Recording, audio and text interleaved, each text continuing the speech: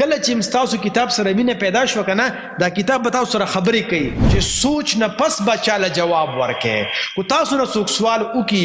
نو اول به په سوچ کې او د سوچ نه پس به جواب ورکړي یو ښه طالب علم جوړېدو لپاره 3 کارونه کول پکار دي لومبه کار کم کول پکار دي چې سوال وکړو او سوال په دې نیت باندې د استاد نه یا د مور پلار نه یا د بل نه کو چې ځان پوهه کو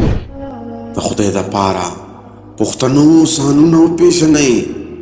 ستاسو د پاره خو به ځان له پیغمبر نه راځي ډاکټر صاحب زه یو ښه طالب علم څنګه راغلی شم زما خوږ بچې د هر یو سیز دپاره یو فارموله وي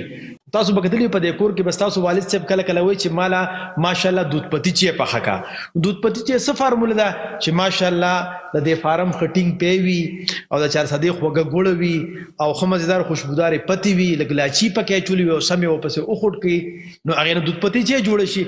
دغه شانته د خو طالب علم جوړېدو د لپاره هم څه فارموله ده نو 3 کارونه وکول پکار وي لومبه خو بچي دا کار کول پکار وي چې سوال بډیر کې د سوال نه مطلب دا دی چې په کم سیز پوه نشي د استاد نه سوال کوي چې استاد زه په دې پوه نشم ما په پوهه کوي چې کور کې نو کور کې هم چې په کومه خبره پوه نشي نو د مور پلار نه به تپوس کوي چې بابا جانا او مور جانې په دې باندې ما پوهه کا زه به پوه نشم تر څو پورې چې پوه شوی نه تر هغه پورې بسر نه خو دی چې او زه پوه شوی ما چې زړه دې په مطمئن شي نو الابا پس ته هغه نه به صبرېږي نو لومبه بس کار کو چې سوال با ضرور کو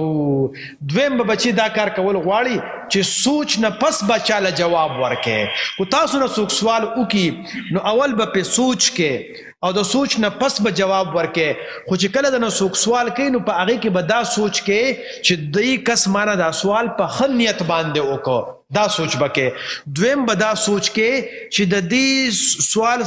کم جوابونه کېدی شي هغې باندې به سوچ کې او دریم به دا سوچ کې چې دله زه جواب په کومه الفاظو کې او په کومه طریقې سره ورکم په هغې باندې به سوچ کې نو پس ته هغې نه به جواب ورکې دریم د یو ښه طالب علم جوړېدو لپاره فارموله ده چې کتاب سره به مینه پیدا کې کله چې ستاسو کتاب سره مینه پیدا شوه که نه دا کتاب به تاسو سره خبرې کوي دې کتاب کې چې څه لیکلي شوي دي او تاسو یې ګورئ او ستاسو سره مینه وي که نه تاسو به هغه مطلبونه راوکاږئ چې هغه مطلب به کله کله ستاسو د استاد یا د بل چا په ذهن کې نه راځي خو چې ستاسو سره مینه نه وي که نه نو دا ټکي به داسې تقویز غوی کېږي لکه ټکي به تا ته سم نه ښکاري او ګډوډ به ته ښکاري او چې مینه دې ورسره وي نو دغه ټکي به سره خبرې کوي او تا ته به خپل مطلبونه واضحه ښیي نو مونږ نن دا خبره وکړله چې د یو ښه طالب علم جوړېدو لپاره 3 کارونه کول پکار دي لومبه کار کم کول پکار دي چې سوال وکړو او سوال په دې نیت باندې د استاد نه یا د مور پلار نه یا د بل نه کو چې ځان پوهه کو